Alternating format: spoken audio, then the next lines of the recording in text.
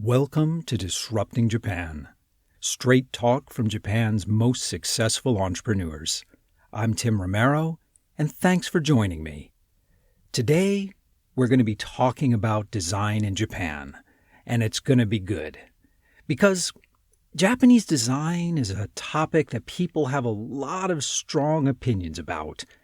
From the subtlety and nuance you see in the very best of Japanese anime, to the visual horrors of Japanese corporate PowerPoint presentations. The topic covers both the wonderful and the terrible. And so, to dance us through this minefield is Naofumi Tsuchiya of Goodpatch. Now, Goodpatch is one of Japan's fastest growing and most highly valued design startups. We'll talk about Japanese design not only as it exists today, but why we might see a global convergence of design style and UI sensibilities in the coming decades. And even if it's inevitable, it'll be sad to see the current global diversity disappear. Oh, and though we don't talk about it during the interview, I first ran across Nao a while back when I recommended Goodpatch to one of my larger consulting clients. Before providing an estimate, or drilling down into the requirements, Goodpatch sent back a detailed questionnaire asking this enterprise about their dreams for the project and who their ideal users were and how they normally communicated with them. Now, these are great, in fact, even common sense questions for designing a user experience, and they show that the designers really do care about what they're building over at Goodpatch. But the enterprise employees running this project simply did not know how to deal with it. And rather than trying to answer the questions and challenge their own assumptions about the project, they went with a more traditional and more obedient vendor. And the final product was definitely the less because of that decision. I've been a fan of Goodpatch from the day I saw that corporate client questionnaire. But you know, Nao tells this story much better than I can. So let's hear from our sponsor and get right to the interview. Your journey to success in Japan will involve some twists and turns. In trying to navigate new terrain, planning the safest, most effective way through on your own can be overwhelming. The Carter Group have been using market intelligence and research to guide Japan entrants for decades. They've honed an agile, cost-effective, but consultative approach that will help you find the perfect product-market fit, explore user and consumer dynamics, and act as an honest broker to let you know the reputation and track record of potential partners here in Japan. And when you're ready to go, their executive search team can also help you hire the right people to drive your business forward. So if you haven't got Japan completely figured out yet, the Carter Group can help you out. So I'm sitting here with Nao Tsuchiya of Goodpatch, one of Japan's fastest growing digital design firms. Thank you. Now, normally I avoid service companies because the demand for web and mobile app design, this demand rises and falls with venture investment. But Goodpatch is doing things a little bit differently. You're actually creating your own products, Prot and Balto. Yeah. So tell me a bit about those. So we decided the Balto will close. That's interesting. When did you decide that? When did you make that decision? Make decision last month. Already released the public yesterday. So just announced. Yeah, Yes. Sorry about that. A little later on, let's talk about why you made that decision and the challenge of product versus service. Oh, okay. Because I think that's really important. So tell me about your customers. Who are your main customers right now? Our customer not related the big or small. They want to make a meaningful product. A meaningful product. So what is a meaningful product? So market needs and people needs. They also want to impact for society. So not just making money. Yes, not only. They have to be profitable, so of course, but not only. It's interesting. One of the companies that I work with actually sent you a request. They wanted to work with you. And what was interesting is you sent them back a very detailed list of questions. Not about their product, but like about their vision and how they wanted to what their relationship was with their customers. And I've got to say, it sort of scared them off. They didn't know how to answer. So when you say companies that just want to make money versus having a vision for a better society, let's dig into that. So what does that mean? Because I think most people, whether it's a company or an individual, they think they have a vision. They believe they have a vision. So how do you tell the difference between a company that has a vision and wants to make money and a company that just wants to make money? Company has a strong vision. So then they have the passion. Strong passion. I feel if I can feel the passion that I want to work then. Does that mean you're usually working with startups? My image of large Japanese companies isn't very passionate. But does that mean you're mostly working with startups, or do you work with big companies who have passion as well? The big company has the passionate people. I don't know, a few people. But they have. So sometimes you can find maybe like a passionate team inside a big company. Yes. Okay. Yes, and we send a message for market. Are you approaching people you want to work with, or? Here or the blog and blog media. So you attract people you want to work with? Yes, we attract kind of people we want to work with. Okay, that makes sense. Well, listen, before we talk more about kind of the Goodpatch story and why you changed from product to pure service, I want to back up and talk a little about you. You have a rather interesting history. So you left college for health reasons, and after you recovered, you went back to school, but decided to quit again. So why is that? When I was 21 years old, I had a very big health emergency. Then I felt tomorrow cannot come. So you just thought you were worried you were actually going to die, or you were just worried about your future in general? So I actually was worried about dying. I cannot arrive a long time. I felt that time. Okay. So after you recovered and you went back to school for a brief period of time, you moved to Silicon Valley to, as they say, follow your dream, but you moved to Silicon Valley to learn. And you even worked at B-Trax for a while. So what did you learn in Silicon Valley? How manage multinational people and how to work Silicon Valley people. Why Silicon Valley? I thought I have to go to Silicon Valley. It's a gut feel. But at that time, you didn't speak English at all. Yes. So what did you learn there? So work environment are different. And people, multinational people. So Japan is only Japanese. And I felt most impressive things is weather. The weather? Weather. Okay. So maybe Silicon Valley. I was wondering why talented people and so smart people go to Silicon Valley.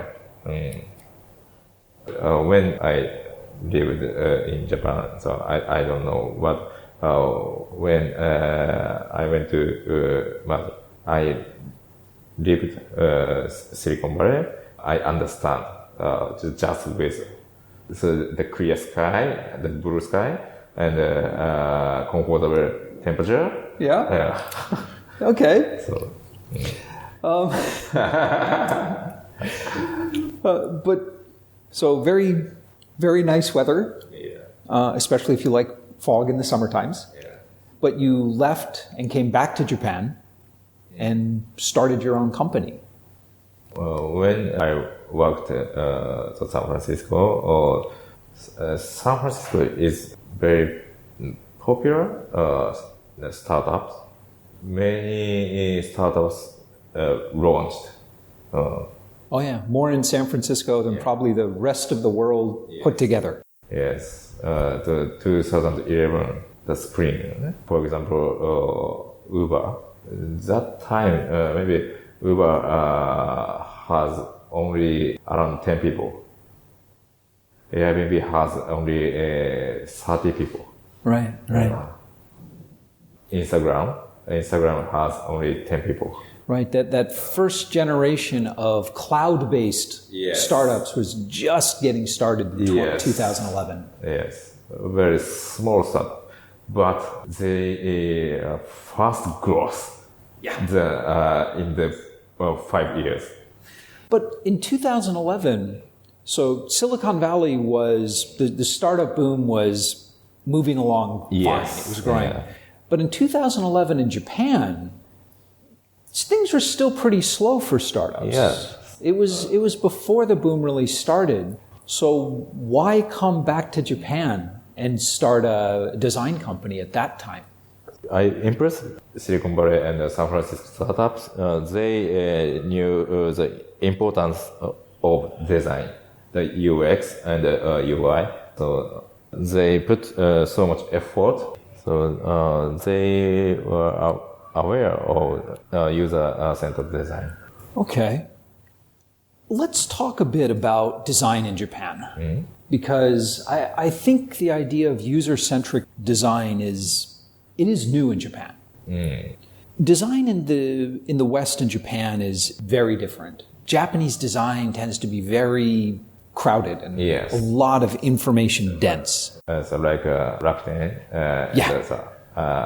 advertise. Right. So, or Japanese PowerPoint presentations are just very rapid.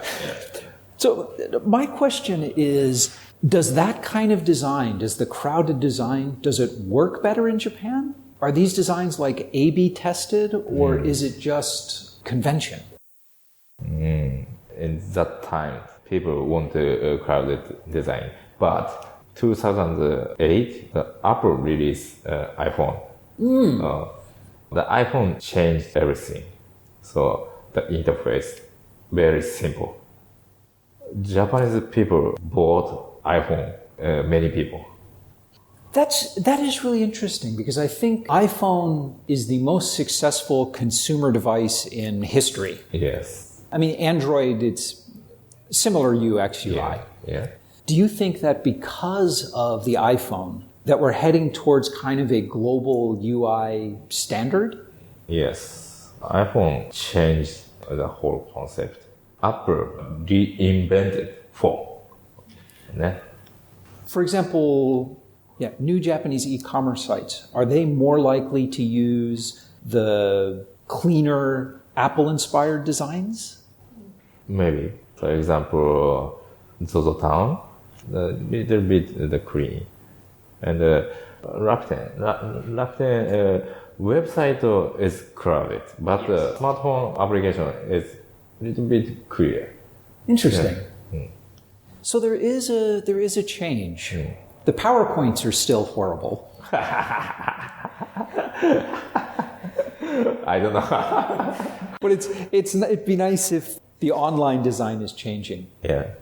Do you think that is filtering into broader design sense in Japan? Is it changing graphic design and print design also? I don't think change the graphic and the print design. So the impact so far has just been online. Yeah, online. So especially smartphone. Well, smartphone, it makes sense because you want to be consistent. Yes. Okay, well, let's go back in time a bit. So when you were just starting out, Goodpatch's first really big and successful client was Gunosi. Yes. And in another interview you did, you mentioned that because of your redesign, Yes. it improved their user acquisition by 50%. So what kind of design changes did you make to get a 50% increase in user acquisition? The first design is very horrible. Okay. So horrible. So, they create a logo to use PowerPoint. Oh, wow. So, it was pretty much... so they basically took the horrible PowerPoint and put it on mobile. Yeah. Okay, that's horrible. So it's student work. The Tokyo University student. I met the founder when I was in San Francisco. So the friend. So when first time I saw Gnosi, I want to redesign this. Oh, so you approached him and said, your site is really bad, let me fix it for you? Yes. I felt Gnosi has a potential, but design could have been much better. Let's use this as an example because a lot of people talk about user-centered design, and I don't think many people really understand what it means. So in the Gnosi example, where they had basically a PowerPoint on mobile, what did you change to make that user-centered? Gnosi is very simple service. The user want to read article. Gnosi's UI should not interrupt the user's behavior. The idea is allowing the user to get the information with as few clicks as possible, or understanding the user's desire or motivation. And Japanese media, almost media is crowded. So Japanese media is crowded. So unnecessary information was there. So that crowded design again. Yeah. The Gnosi should be simple. So there was not the simple media in Japan. Okay. You built your company off of that success and improved conversion rates and designs for many other companies. But let's get back to your products, because I think a lot of services companies, particularly software developers, want to make products. And it's a really hard thing to do. So let's walk through it step by step. So why did you decide to start making the products instead of just services? When I start up Goodpatch, I want to make own product. Oh, so that was your goal from the beginning? Yes, someday. How early did you start work on the products? After 2 years have passed. Okay. And the two products, Prat and Blato, were tools to help other designers and to get user feedback, right? Yes. One of the most common problems that CEOs have when trying to create a product inside a services company is the conflict between your vision and your customer's vision. Not conflict. The Goodpatch vision, Prat and Blato vision and mission, very related. As you were mentioning before, though, just yesterday, you announced that you were closing down the standalone products. So what happened? We cannot grow the product. So just not enough users? Yes, user bases, and I cannot sell the product. It's very hard to do both services and product in the same company. Yeah. So from now on, are you going to focus strictly on services, or do you have another product idea you're thinking about? Yes, I want to develop new product. Anything you want to talk about now, or is it still secret? Yes, secret. Okay, that's fair. One thing that's very unusual in kind of Goodpatch's history is that you've been able to raise a lot of venture capital, both from Digital Garage and SMI and Sumitomo. Just this year, actually, invested quite a bit. And VCs usually don't invest in services companies. Yes. Are the VCs pushing you to do more products, or are they investing you in just services? Both. VCs interested Goodpatch because the Goodpatch has service and product, where it's a unique point. Are they also partners? Are they using your service, or are they strictly focused on you as an investment? They don't really use product. VC is not designer. Okay. So they're probably pushing you pretty hard to do another product. Yes. Yeah, that makes sense. Also, though, you've been very aggressive internationally as well. You opened up an office in Berlin and Taipei as well, right? Yeah. Why Berlin and Taipei? I had the ambition to open international offices 4 years ago. I used some product, the Wunderlist and SoundCloud. The Wunderlist and the SoundCloud in Berlin startup. Right. So you were just attracted by the design sense of the startups coming out of Berlin? Yes.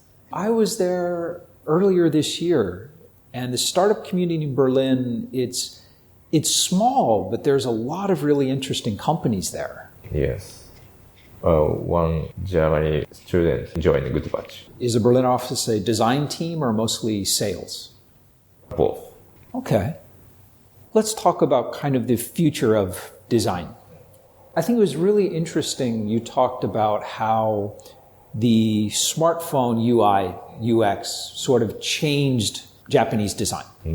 This interface changed the way everyone thought about UI and UX. But I think in the next 10 years, especially in Japan, there's going to be a real move towards the Internet of Things. Yeah.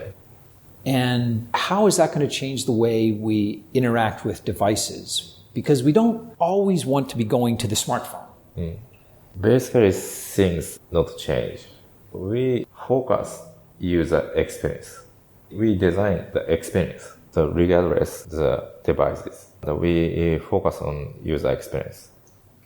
But I've noticed there seems to be, when you look at Internet of Things and consumer hardware, there seems to be two different schools of design. So a lot of Japanese, if you look at, for example, Panasonic or Sony, their devices tend to be more and more complex design. Display screens, more features, more functions. And the other school seems to be the device will have one button, and then the complicated things are managed on the smartphone. Do you see one of these two schools as winning, or do you think that they'll keep going independently? Depends on the context. Depends on what the users prefer. So no definite trend, but very much sort of a case-by-case basis. Yes. Do you have any advice for foreign companies coming into Japan? Should they rethink the way their websites are designed? Is there something they should be thinking about in terms of design? So very many foreign company failed in Japanese market. Yeah.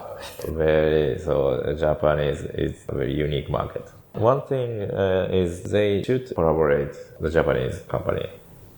They need Japanese context. So when you're saying collaborate, do you mean they should have a joint venture partner, or just they should engage a Japanese design firm, or what level do you think they should?